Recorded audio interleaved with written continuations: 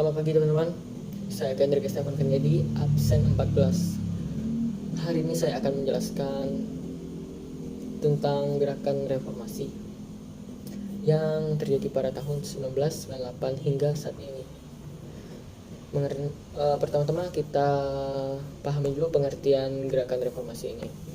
Gerakan reformasi ini merupakan salah satu gerakan yang menghendaki adanya perubahan dalam masyarakat menuju ke arah yang lebih baik secara konstitusional. Gerakan reformasi ini terjadi pada 21 Mei 1998. Pada saat itu Presiden Soeharto mengundurkan diri dan digantikan oleh B.J. Habibie. Masa itu berlanjut hingga saat ini. Awal mulanya terjadi pada tahun 1980. Itu ketika pemerintah Indonesia Orde Baru berhasil meningkatkan pendapatan Indonesia menjadi 600 US dollar dan meningkat menjadi 1.300 US dollar pada tahun 1990-an. Namun krisis moneter terjadi dan melanda Thailand saat itu.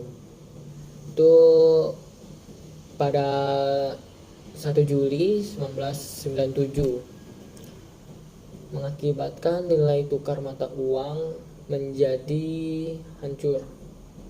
Negara-negaranya yang terkait ada Korea, Filipina, Malaysia, dan negara kita sendiri Indonesia. Itu negara di Asia, wilayah-wilayah di Asia.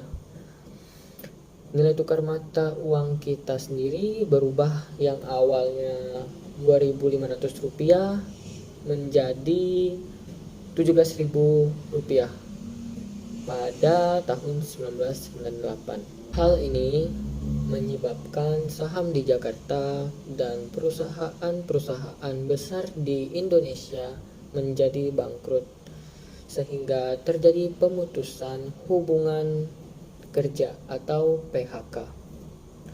Pada saat itu, kenaikan harga kebutuhan pokok tak terkendali, kemudian diperparah dengan adanya korupsi, kolusi, nepotisme, dan monopoli di kalangan para penjabat.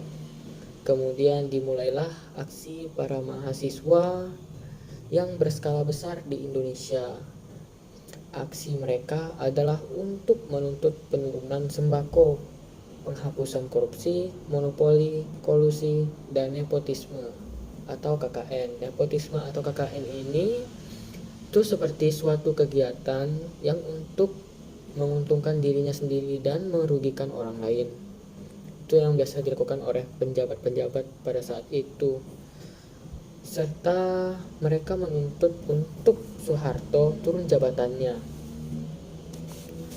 Kita lanjut.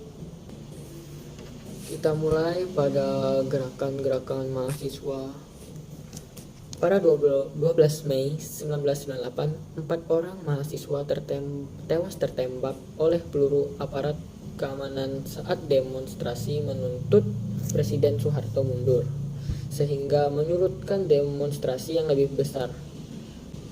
Pada hari berikutnya, 13 Mei 1998, terjadi kerusuhan, pembakaran, dan penjarahan di Jakarta dan juga Solo. Hari berikutnya, tanggal 14 Mei 1998, demonstrasi siswa semakin luas. Mereka mulai menduduki gedung-gedung DPR dan MPR. Mereka berupaya untuk menemui pimpinan MPR dan DPR agar mengambil tindakan yang lebih tegas. Pada tanggal 18 Mei 1998, Harmoko selaku ketua DPR dan MPR meminta Presiden Soeharto untuk mengundurkan diri.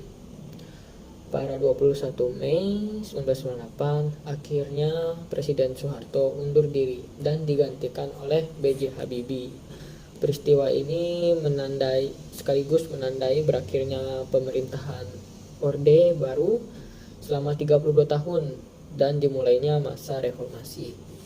Saya Laura Silalahi dari Kasman G nomor absen 16. Saya akan menjelaskan mengenai perkembangan politik pada masa reformasi.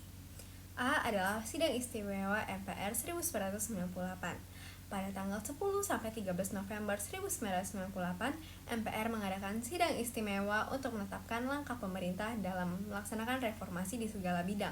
Dalam sidang istimewa ini, terjadi perombakan besar-besaran terhadap sistem hukum dan perundang-undangan. 6 diantaranya adalah ketetapan MPR nomor 8 tahun 1998 yang memungkinkan Undang-Undang 1945 untuk diamandemen.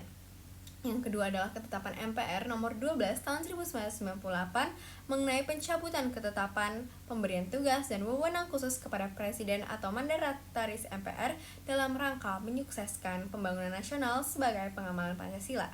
Yang ketiga adalah ketetapan MPR nomor 18 tahun 1998 mengenai pencabutan ketetapan tentang pedoman penghayatan dan pengamalan Pancasila atau Eka Prasetya Pancakarsa. Yang keempat adalah ketetapan MPR nomor 13 tahun 1998 tentang pembatasan masa jabatan Presiden dan Wakil Presiden maksimal 2 periode. Yang kelima adalah ketetapan MPR nomor 15 tahun 1988 tentang penyelenggaraan otonomi daerah, pengaturan pembangunan dan pemanfaatan sumber daya nasional yang berkeadilan serta perimbangan keuangan pusat dan daerah dalam kerangka Negara Kesatuan Republik Indonesia. Dan yang keenam adalah ketetapan MPR nomor 11 tahun 1998 tentang penyelenggaraan negara yang bersih dan bebas dari KKN. B adalah otonomi daerah. Otonomi daerah adalah hak, wewenang, dan kewajiban daerah otonom untuk mengatur dan mengurus sendiri urusan pemerintah dan kepentingan masyarakat setempat sesuai dengan peraturan perundang-undangan. Nah, otonomi daerah pada masa reformasi dilaksanakan lebih demokratis daripada masa sebelumnya. Pembagian hasil eksplorasi dan eksploitasi sumber daya alam antara pemerintah pusat dan daerah juga disesuaikan dengan kebutuhan daerah untuk meningkatkan kesejahteraan masyarakat di daerah tersebut.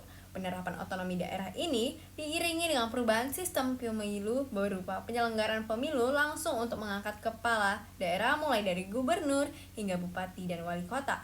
Dengan pelaksanaan otonomi daerah ini diharapkan dapat minimalisir ancaman disintegrasi negara. C adalah pencabutan pembatasan partai politik. Kebebasan berpolitik pada masa reformasi dilakukan dengan pencabutan pembatasan partai politik. Pada tahun 1998, di pertengahan bulan Oktober, tercatat sebanyak 80 partai politik dibentuk. Menjelang pemilu tahun 1999, terdapat 141 partai yang terdaftar. Setelah diverifikasi oleh Komisi Pemilihan Umum atau KPU, sebanyak 48 partai saja yang berhak mengikuti pemilihan umum.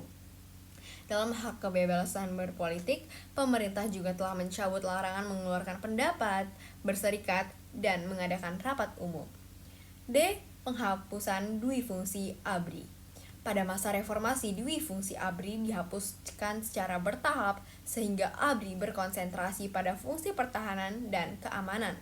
Kedudukan ABRI dalam MPR jumlahnya sudah dikurangi dari 75 orang menjadi 38 orang.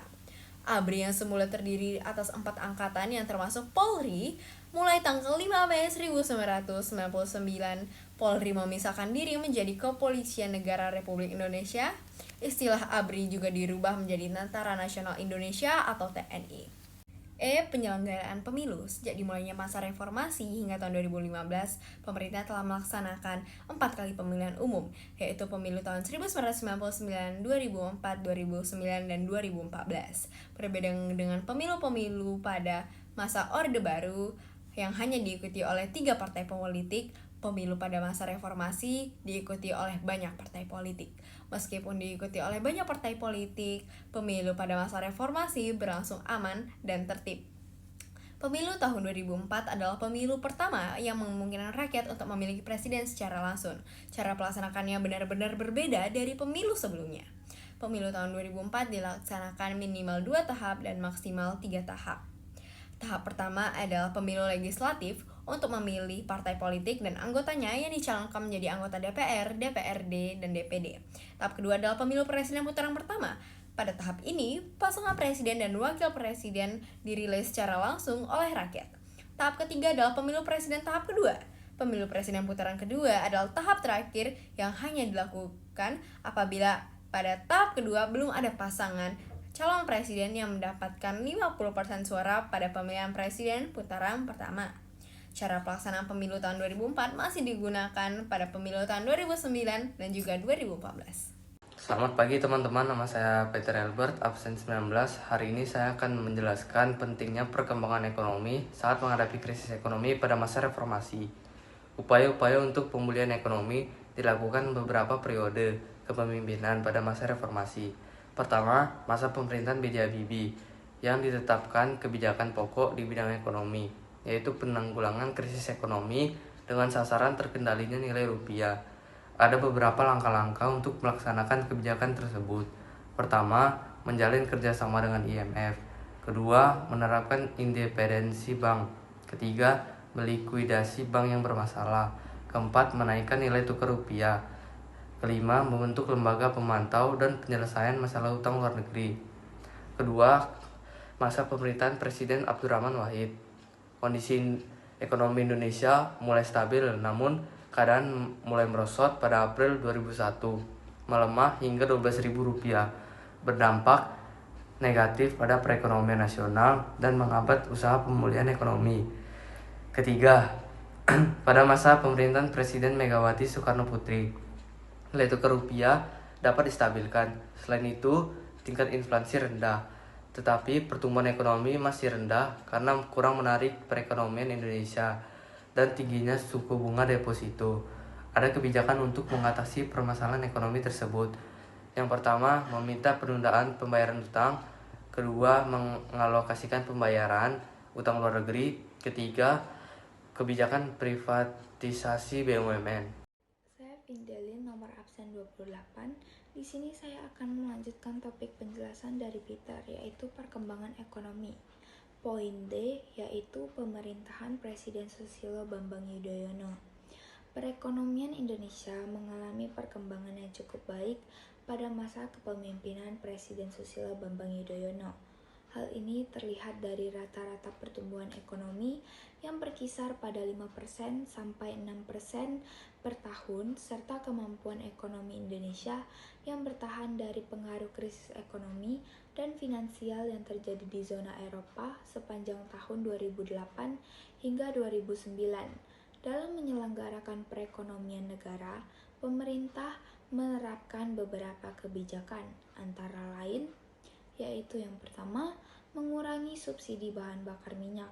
Melonjaknya harga minyak dunia menimbulkan kekhawatiran akan membebani anggaran pendapatan dan belanja negara atau yang disebut APBN. Oleh karena itu, ditetapkanlah kebijakan pengurangan subsidi BBM agar tidak membebani APBN.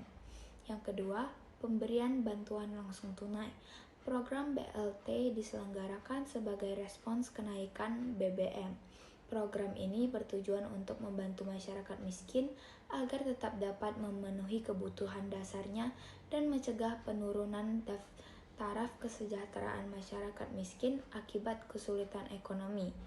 Yang ketiga, pengurangan utang luar negeri.